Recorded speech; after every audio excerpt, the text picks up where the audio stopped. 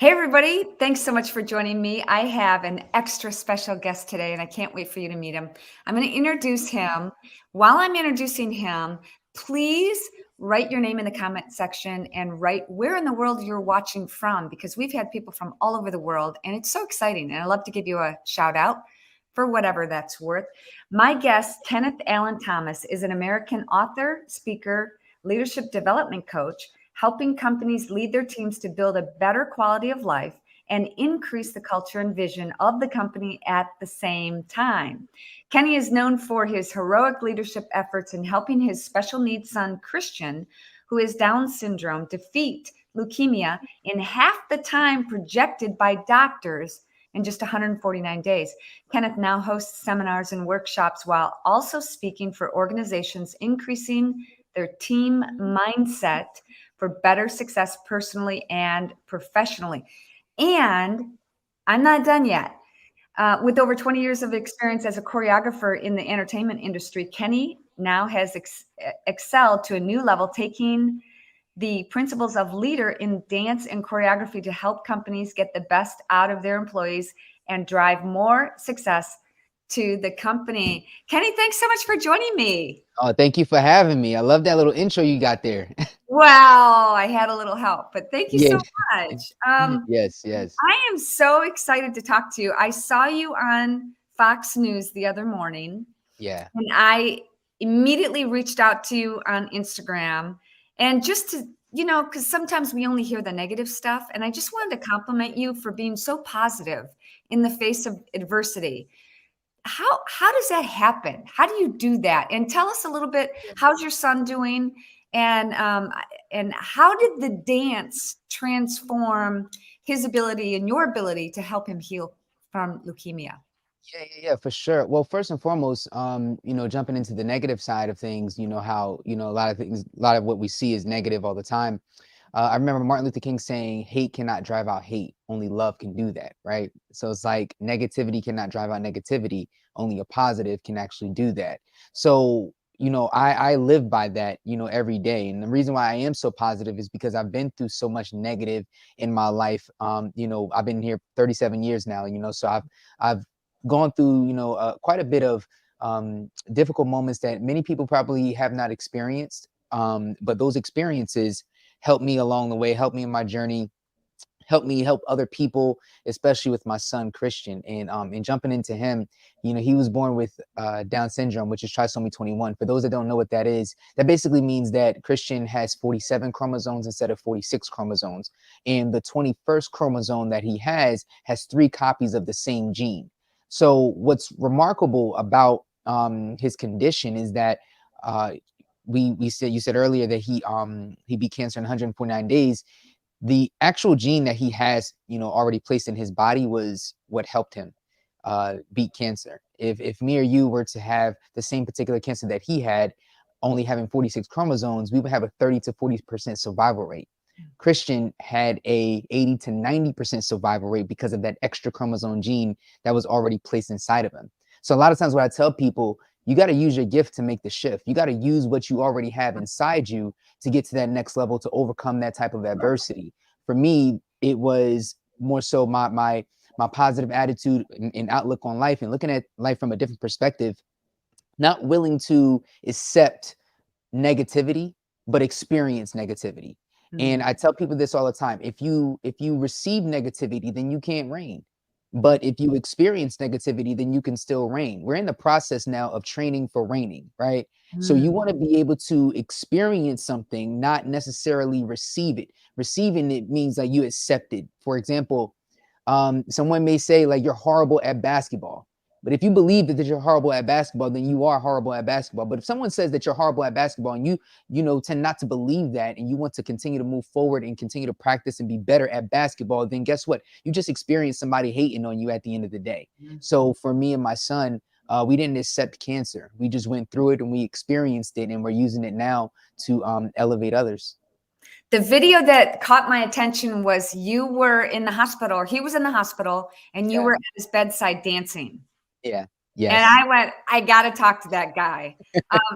So what made you want to use dance to help Well, heal him? yeah. So All right, here's the real deal. I'll give you the real story on what happened. Um, 7 days into the process, 7 days into his chemotherapy treatment and things in that nature, things that are happening, the doctors, they still wanted to keep up with his physical therapy, his OT, his PT, his musical therapy, and stuff like that. And me and my wife, we had already said, listen, we're going to set the atmosphere with my son. We're going to set the atmosphere with this entire process. I don't care if you're a nurse, a doctor, a tech. I don't care if you're a tarantula. You come inside this room, you got to Right. have a positive attitude when you walk in the door, because this is my son's life we're talking about. Yeah. So 7 days in, they brought in these people that have this, they do musical therapy. So they had these like ukuleles and stuff like that. Listen, I'm a hip hop guy, so I really wasn't feeling the ukuleles and everything for my son. Like, I appreciate the gesture. I thought it was, really, really cool. But I said, you know what, guys, I got this one. You guys handle the PT, handle the OT, you handle the speech therapy, all that stuff. Let me handle the musical side. And for my son, I said, babe, let's go ahead and just, put on some music, and let's just dance with him and cheer him up a little bit, right? And keep the positive vibes going. I owned a dance studio at the time called the Level Dance Complex. So I've been dancing, since I was 14, 15 years old, and turned pro like around 20. So this is what I do for a living at this point. And I couldn't be in the studio. I had to shut the studio down from 6 days a week to 2 days a week. My other three children had to be at their grandmother's house, sleeping on the air mattress the entire summer.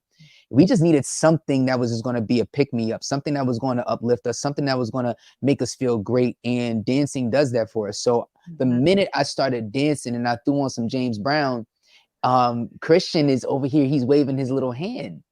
And after that, Kristian actually started to sit up for the first time by himself. And this is 14 months into his life, where doctors said that he wasn't going to want to eat. He was going to feel very, very tired. He was going to lose his strength. All these different things that we had already been working on because of his Down syndrome, they said that they were going to decrease. But he didn't lose his appetite. He gained even more strength. He sat up for the first time inside the hospital during chemotherapy. And me dancing with him, he started to actually bounce and jig with me. And I'm like, man, this is crazy. We ended up posting it online and people loved it. I didn't think people were going to love it at all. I just wanted to post to let people know that everything is okay. Please continue to pray and keep the positive vibes going. Next thing I know, I've got calls and messages from people saying, please keep doing it. Please keep doing it. It really helped me out today. Mm. And that's when we just kept doing it as our father-son, routine every single day to one, uplift him, but also uplifting other people around the world. That is so awesome. Yeah. Now, do you have any tell me about your experience in dance and how you became a professional choreographer? Yeah, yeah, absolutely. So, um, I was 19.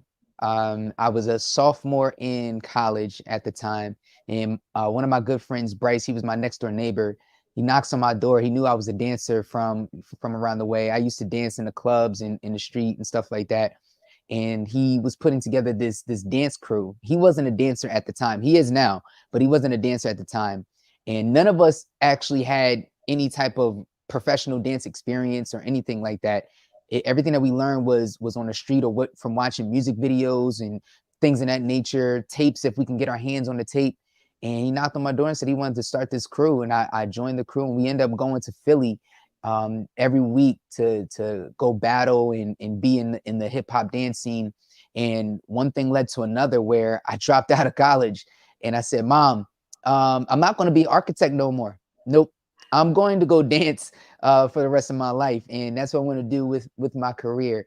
And she looked at me like I was crazy. She did slap me a little bit, but um, it worked out pretty well, because me sticking to what it is that I love to do. I just love making people happy. I love Mhm. entertaining people. I loved moving. And I'm naturally an introverted guy. That was kind of like my outlet of being, more than what I was. I was generally a quiet person. Got picked on when I was a kid, Skinny Kenny, Skeletor. They called me all types of names, bullied, beat up, whatever it was. I think when I started dancing, it gave me my identity on Mm. who I was. And I wanted to do that because my mom said, listen, Kenny, always do something that you love. If you do something that you don't love, then you're going to live a miserable life. So I took her advice and I did something that I love. She just didn't love what I did because it kind of backfired on what it is that she truly wanted me to do.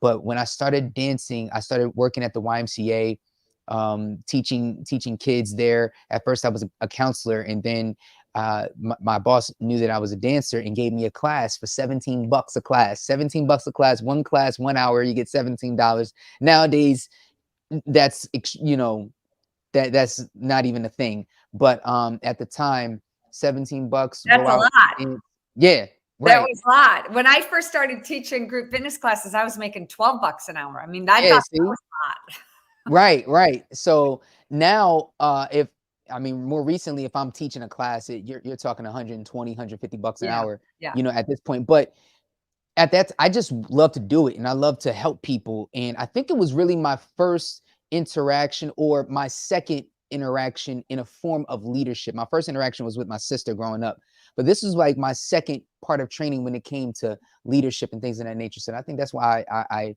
love to dance so much, because I love leading people in the right direction. Okay, you mentioned your sister, older, younger. What was her? Younger sister. Yeah. Younger? Were you trying to make her happy too? Well, no, I wasn't Oh, at all. Funny story. When I was 5 years old, my mom said, Kenny, come on, I'm gonna teach you how to make, your first batch of eggs. So I said, all right, cool. I'll learn how to make my first batch of eggs. And I said, Mom, since I know how to make my own batch of eggs now, since I know how to make eggs now, can I make my own batch? She said, yeah, make your sister some too. And I said, oh, okay, cool. Mom, can I learn how to make pancakes? Can you teach me how to make pancakes? And she said, yeah. I'll teach you how to make pancakes. And then I learned how to make pancakes. I said, Mom, can I make my own pancakes now? She said, yeah, make your sister some too. And I'm like, okay, cool. The next year, I said, Mom, can I make French toast? Can you teach me how to make French toast? She said, yeah, I'll teach you how to make French toast. I said, Mom, can I make my own French toast now since I got it down? She said, yeah, make your sister some too. Meanwhile, I'm sitting here like, why do I always got to keep cooking for Desiree? Why can't she learn as well too? And my mom said, Kenny, one day I'm not going to be here, and all you're going to have is each other. So if I teach you how to lead her, I know that you guys will be okay. And it didn't click then. And I said, Mom, can I go outside and play? She said, yeah, and take your sister with you. yeah. So everywhere I go, even as an adult, I always take my sister with me, no matter what. And that was my first introduction into leadership and teaching her. And then she became one of the top 10 general managers in all of the AMC lows in the entire country at just 25 years old. So it's proven to the point where, if you lead great, then you're going to make great leaders as well too. That is so awesome. What an amazing story. Tell me, how does faith play a role in your life? It's major. It's major. It's everything. I'm gonna be honest with you. It's everything. Like, I give all honor and glory to God. But if can I be honest? I grew up in the Absolutely. church. I grew up in the church, and when I was about 20 years old, I stopped going to church. I didn't go to church throughout my entire 20. I'm 37 now. I didn't go to church my entire 20s. I always, believed in God. I never was, someone that I just didn't go to church. I think, like a lot of people, they were church hurt, or I wasn't getting what I needed out of church, and I was in and out, in and out. I wasn't going as consistent as I am now, and I wasn't developing a relationship with God. And I tend to tell people, God was walking with me, but I wasn't walking with Him. Mm, And that. at that moment, I was 20 years old. This is a personal story I'm going to tell you guys. I'm going to just keep it real because I feel it's going to help somebody. I was married at 21. I got married at 21, and the woman I was with at the time, we had a child before we had got married. And my mom at the time, when I told her that my ex-wife, that she was pregnant, she flipped out. She was like, that baby's not yours. And sometimes, a mother knows, and at 20, at 21, we know everything. We know it all. So if there's anybody that's 21, 20, Yeah. 22, listen, just listen to the story, because this is going to help you throughout the next 10 years of your life. Okay. I didn't listen. I was in denial. I was in love. I was, just being a knucklehead pretty much. And I didn't know that I was sleeping with the enemy. I didn't Mm. know that I was sleeping with someone that was going to not build me up, but bring me down. And I remember some words you just don't forget. I remember my ex-wife telling me, like, why don't you give up this dance thing? Why are you dancing? Get a regular job, get a real job. Kenny, you're whack, you're corny, you're never gonna make it. Give it up. It's over. And I'm like, man, like this is not a wife. Mm. And I remember it being such a toxic situation in my life where every day was an argument, from finances to us being with each other to where I'm going or what I'm doing. Like everything was an argument all the time. And it just wasn't like the best place to be. And at one point, God revealed to me who she truly was. And the child that we had, I eventually found out that, she wasn't mine after 2.5 years of raising her. And it was it was when my eyes got open Mm. a little bit to what am I supposed to be doing? Why am I here? God, why did this happen to me? Why did I go through that? Why am I going through this? I end up getting divorced. I end up going into I wouldn't say a depression. I went into hiding and hiding the fact of who I was. I started hiding, um, who I guess who I wanted to be in a sense. And I started dealing with other women. I started hiding my emotions instead of dealing with my emotions, and instead of talking to someone and talking those things out and actually going through it. I was putting on this big front, like I got it like that, like I'm not really phased. But the reality was I was trying to cope with the fact that I was cheated on, that I was dishonored. And I'm not saying that everything was on me and I'm the victim, because I had a lot to do with it. I take accountability for a lot of things that I did wrong, because I should have made better decisions as a man. I should have made better decisions in that relationship. I should have did a lot of things better, but I didn't. But at the same time, I didn't know how to really deal with that, because all my friends at the time, they didn't go through what I went through. And I didn't know who to talk to in that situation. So I would get with other women, or I would go to the club, and I would do all these different things. And eventually more and more things started catching up with me. And all God kept saying was, I just want you, Kenny. I just want you, Kenny. I just want you to be with me, Kenny. And I wasn't listening. Then my mom had got cancer. My mom got cancer during this time, and she had got lymphoma. And Mm. praise God that she beat it, but it wasn't over. And after that, my parents ended up getting divorced. Mm. And I'm like, what is going on here? I'm getting divorced at the same time that my parents are getting divorced. The child that I have, I thought was mine, is not mine. And I'm trying to become this dancer. I'm trying to become this great person, and this great leader, I guess. But I was leading in the wrong direction.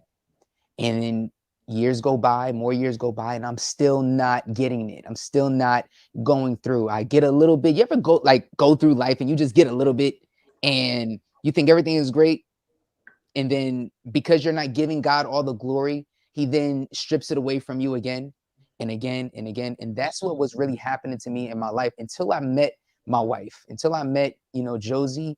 That is when everything started to shift for me, because we were both two broken people that came together to mend each other. And we started going to church together. I said, you know what? I'm going to give it a shot. And the reason why I gave it a shot is because I was in my condo for 4.5 years. I had recently got over another breakup, and Josie and I had started talking at this point, and I didn't have any money. A recession had hit. There was no dance jobs at the time, and I couldn't pay my rent. I couldn't pay my electric bill. My car was getting repossessed. Everything was just falling and gone, right? See, everybody sees, the positivity and everything now, but don't know the negative side. And at this point, my mom said, Kenny, why don't you just come back home and live with me? And my ego's talking. I'm 29 years old, and I'm like, I'm a grown man. I gotta go back home to my mom's house. And I'm on my knees crying, screaming at God like it's his fault. And I think we've all been there. Mm-hmm. And I said, you know what? I'm gonna make the best decision in my life right now, and I'm gonna go home. And like the prodigal son, I went home. I go home to my mom's. I get a phone call 2 weeks later from my friend. He said, man, are you okay? I said, yeah, I'm good. He said, yo, your house is on fire. I said, bro, I'm in my house right now. What are you talking about? He said, no, I'm watching the news right now, bro. Your house is on fire. I said, dude, I'm in my house right now. Like, I live in Maple Shade. What are you talking about? He said, dude, turn on the news. I turn on the news, and there's my condo that I was living in for 4.5 years Mm. on fire live on the Channel 10 news. I immediately dropped to my knees and I said, you know what, God, you got it. And to me, that was my burning bush moment. Mm. That was my burning bush moment where God spoke to Moses through the burning bush. That was my moment where I said, you know what, you got it. And from there, I said, God, I will serve you. I will praise you. I will give you all the glory. Every piece of success is yours. I'm just walking through, and all I want people to do, all I want people to see is the fact that look at me and look how God saved me. Look how Jesus just walks with me. Look, it's not me, it's all him. I take Mhm. no credit for none of this at all. So it means everything. So when we walked into that hospital room and when my son was facing cancer, I was already equipped and ready to face it, because guess what? I was fighting from victory, not to victory. The Yeah. victory was already won. Everything was already done. So therefore, when I wasn't really surprised when the 149 days hit and my son beat cancer in half the time projected. I would say, listen, let's go. Like, I already knew that this was going to happen. So for anybody out there that is going through, that's struggling and everything right now, you're going through for someone else. You're going through not because God is trying to punish you, not because God it thinks you're a horrible person. No, he is using you as a vessel because he's going to show how miraculous he really is through you. And you were chosen 1 out of 400 trillion, and you were the one that were chosen at the end of the day. So to answer your question, God is everything in my life. That is just beautiful. Thank you so much for sharing that, and You're God bless you. You're doing such good work. My dogs are just coming in at my feet. Sorry. You're doing such good work, and making people smile, bringing joy to people's lives. I think is really such a blessing, because so many people right now, there are difficult times. Everybody's got challenging times, and people are losing their jobs, and it is difficult to stay yeah. positive sometimes. If just one last thought from you, Kenny, what would you tell people to, if they're down in the dumps, even temporarily, what would you tell them to do? How could you inspire them to be happier and healthier this week? I want you guys to think about this, okay? I was literally at a conference a couple weeks ago, and I gave a group of owners this assignment, and I want everybody to really think about this.